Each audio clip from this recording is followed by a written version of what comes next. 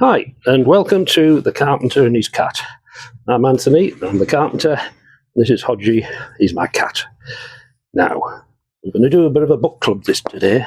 Hodgie's going off for a minute. So, as a restorer, you really need to have as many sort of books and access to information as you can amass. Probably the best place to sort of resource these are your charity shops, second-hand bookshops, and the like, and obviously Amazon and other bookshops. But there are some books which are so valuable, and so unfortunately now they're out of print. There's one author, and Hodges will move his feet. Thank you. That I want to tell you about, and that's Charles Haywood. Now, Charles Haywood lived to the grand old age, I think, of 101, and he died in the early 90s.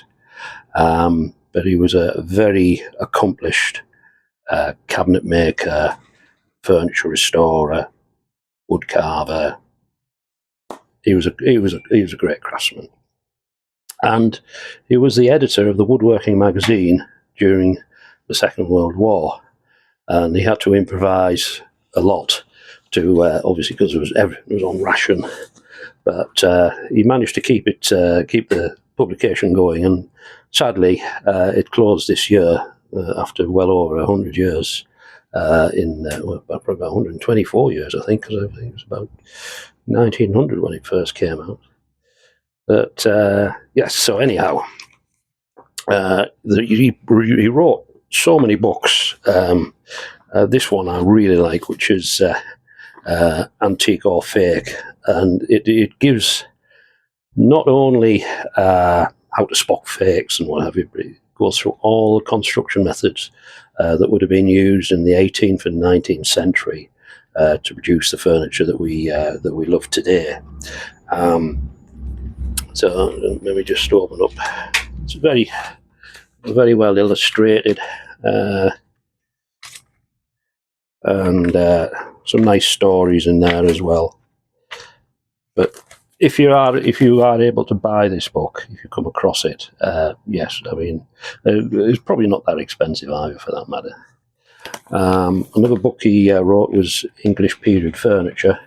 Again, it's in the same vein as the how to spot an antique, but it goes through all the factual points of how furniture was made and the style and the design. So that's, again, it's a good resource. But not only did he sort of write those books, he didn't stop. He went on. We've got this one, Staining and Polishing. It's a very good read. Lots of information in here. Probably a lost art. People have actually forgotten about it. Everything on French polishing, wax polishing, everything you would need to know. This is a good staple book,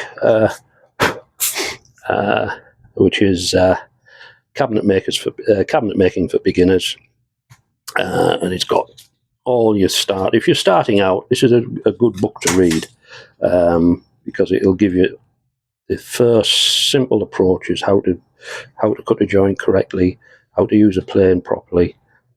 It's invaluable. I mean, that's him in one of the photographs there. He was always, rather like me, he was always very neat and tidy. He always had a collar and tie on.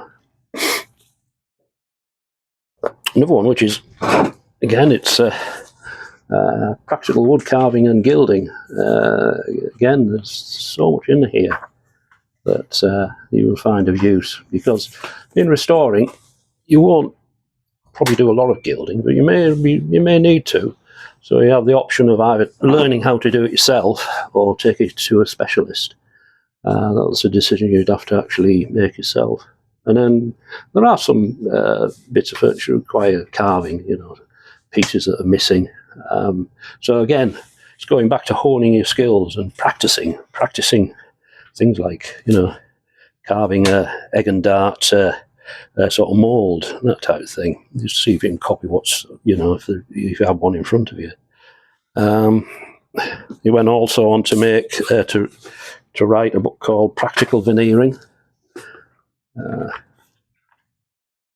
again, all the information you need to carry out successful veneering, because like all craftspeople, they'll have made mistakes in the past, as you will. But the difference between success and failure is you learn not to repeat the mistakes, and you learn from them, and not to give up. And again, it's going back. If you're starting out, it is actually worth being like a bit of a boot camp. Unfortunately, it's very windy outside. We're just the tail end of Storm Dara. So moving on, this is a wonderful book. It's The Village Carpenter by Walter Rose. Now, if I was ever on BBC Radio 4's Desert Island Discs, this would be the book I would take to my desert island.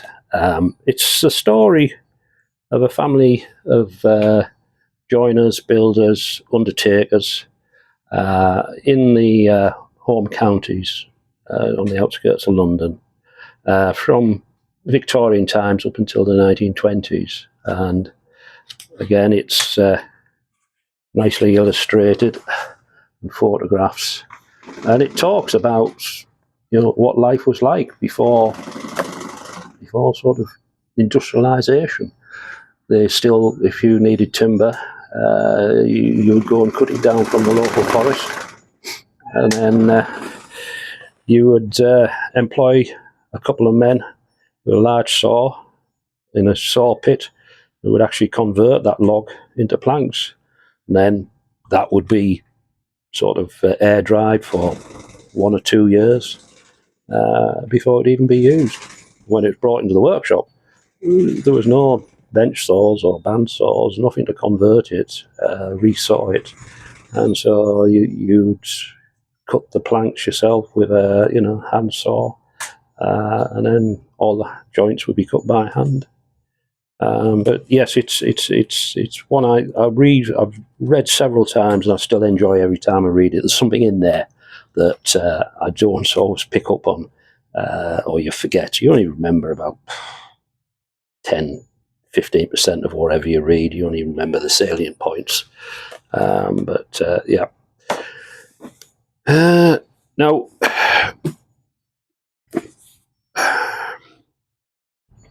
we have Thomas Sheraton's life work.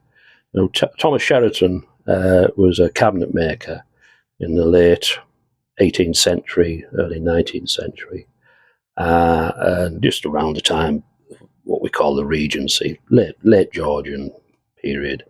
And he was born and worked as a young man not far from this workshop. We're here in Yarm on Tees, and he was born 6 miles away in Stockton on Tees. Now, unfortunately, we don't know of any of the furniture he made, but we don't have any examples of it. We assume that he must have worked for local cabinet makers, but there's no written record that he did that. The only written record is that he, as a sort of middle-aged person, he upped sticks and went to work in London, and influenced by the likes of Chippendale, Hepplewhite, he decided to produce his own sort of partially a catalogue, but also an instruction book on how to draw furniture, how to make it. And obviously this is a reprint. You can see the types of things he was trying to convey to people. And this is, I think I've said in the course that,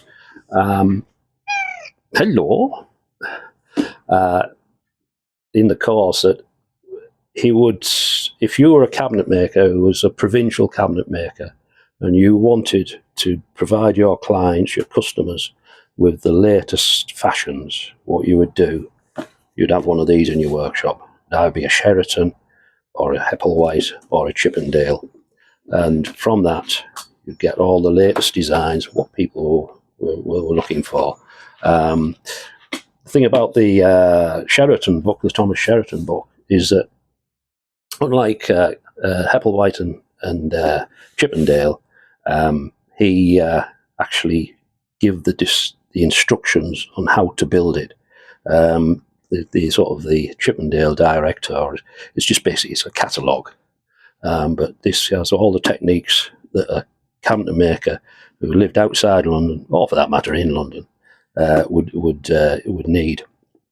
Now, unfortunately, Thomas Sheraton was never recognised for the genius he was during his lifetime, and he basically died in poverty. And he spent a long time and a lot of effort to publish this book, but he never benefited from it. There's one thing I would really like to see is some kind of monument or sculpture or statue erected in the town of Stockton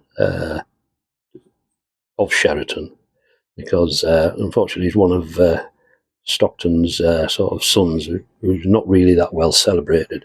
There's a couple of pubs named after him, but that's about it, really.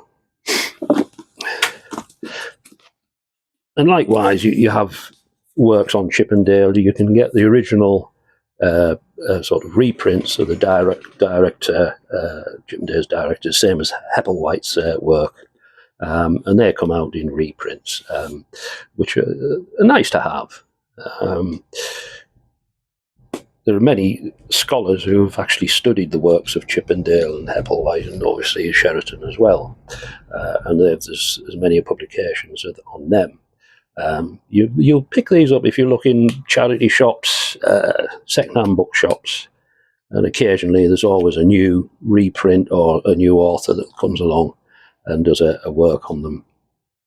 So there'll be stuff in. You can go to Waterstones or somewhere like that and pick up some work on that.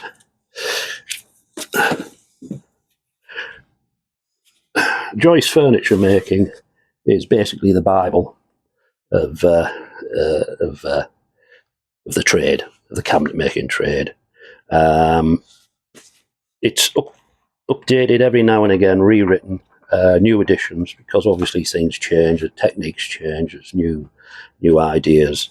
But basically, it's still more or less the same format as when it was first written. If you come across one of these, snap it up. Certainly, I don't think there's one in print at the moment. I could be wrong. But if you look on the inside, you've got being attacked by a cat. So this was like the latest edition, which I bought 20 odd years ago, and then they're sort of bringing in CNC machines and the like. So they do sort of reflect the time that they actually put the new editions out. But it's still got the old basics about how to sharpen a drill auger and things like that. But it covers every aspect. So if you're ever stuck, if you're ever thinking, what's the best way to do this? I'm not 100% sure that this is how you do it. It's worth always having one of these in your workshop, referring to it. We've got the fire going at the moment. We've got the glue just starting to sort of warm up. Now then, I have absolute admiration for this man, Jim Kingshott. Sadly, he died a few years ago, but he wrote 2 or 3 books, and before he died, he did quite a few videos. Some of them are actually available on YouTube. And he's a typical London cabinet maker. And this book, which you should read, and I think I've maybe referenced it on the course a few times, and I've made a few items. He's also made one which is making tools, I think that was called. Trying to look over the bookshelf over there. I can't see it. But yeah, Jim Kingshott. And again, this is the workshop Bible. It's got everything from, oil stones to his workshop was something to die for. You can see there. Everything from how to build a workshop to how you furnish it, what machines, how, you know, the electricity, how to heat it, the health and safety and all that. And then there are a number of people who write books on furniture restoration, and they're still coming out now, and they're always worth buying. And they're just there's always another approach. Somebody's been doing something by themselves for years in a certain way, and then they decide to publish what they do, and then they think, oh, well, that's different to what I read in another book. Not that it's wrong, it might be a better way, or it's up to you to decide which is the best, basically. But again, this one, Discovering and Restoring Antique Furniture. I bought this many years ago when I was actually starting out on the restoration side, because I've been a joiner, cabinet maker for most of my life. But it got to a point when I thought I would like to move into furniture restoration, and I did that, 30 years ago. This was a new publication at the time, and it's good because it gives you all the details you need for what equipment you need, how to make a lot of your own tools. I think I've mentioned this before in other videos about making sort of, you know, your own scratch stock, what materials you need to have on hand, what chemicals, what polishers, you know, what wax polishers, shellac polishers, and also, you know, how to French polish, you know, how to make a rubber, how to do minor repairs on surfaces, typical sort of, where are we? Yeah, even down to sort of metalwork, how to make a hinge. You know, if you've got a hinge on an 18th century cabinet, and you can't get one to match, well, you'll probably go and get one specially made. But if you're good with your hands with metal, if you're a bit of a metal worker, it's maybe worth trying yourself.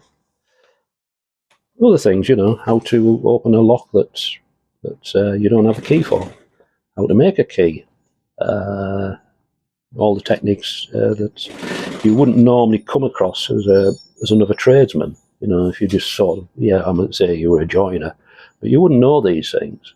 And these people have worked this out over many years, just through trial and error. So I think that's about it. So what I'm going to say is, you know, don't just watch videos. Go away, do your own research, read. When you're reading, you know, the first thing they told me when I went to university is you'll only remember about 10 to 15, 20% of what you read. Best way to read a book is basically read the foreword, read the conclusion, and then read the bits in between. And when you are reading, don't read for more than 20 minutes, because after a while it just doesn't go in. So we've got old Hodgie here, and Hodgie is a literary cat because he's named after the cat that Dr. Johnson, the author of the first English dictionary, he had a cat called Hodge, and we decided to call Hodge here that because we thought he was a very special and learned cat. And he's been away for a few years and living with a neighbour, and now he's actually come back. He decided to come back and live with us, but that's cats for you, isn't it? So anyway, hope you enjoyed that. If you did, please press like, and if you want to see more of my videos or our videos, please hit subscribe. So for now, it's goodbye from me, Anthony, and it's goodbye from Hodge, my cat. Goodbye.